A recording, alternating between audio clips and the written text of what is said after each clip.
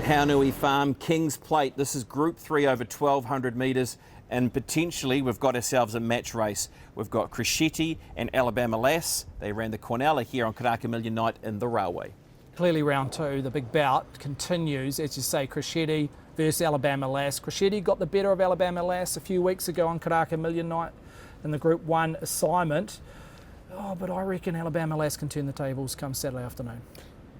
How does the race pan out? Because you've got Alabama Lass, who's drawn 3. She's fast. Crescetti's drawn in barrier number 2. One thing that might have been against her in that race here was the rain just prior to that race. It just meant she couldn't hug that rail, and she loves to run, come round that bend and try and sprint away from them, but that didn't quite pan out, did it, in the Railway? No, she had to veer to the centre part of the track. There was clearly inferior ground because of that rain on Karaka Million Night.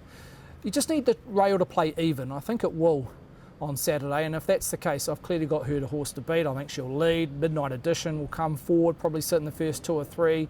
Sacred Satono, Babylon Berlin from a wide gate, even though it's a small field, will show heat in the first furlong or 2 to put itself in the race.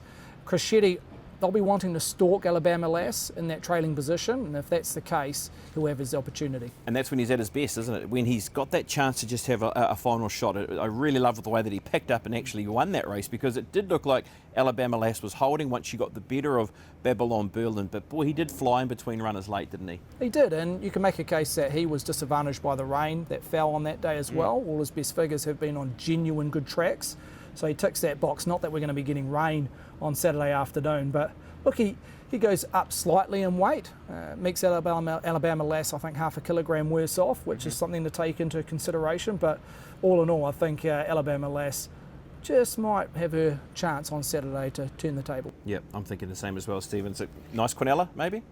Yeah, I think so. Or just straight out win Alabama Lass.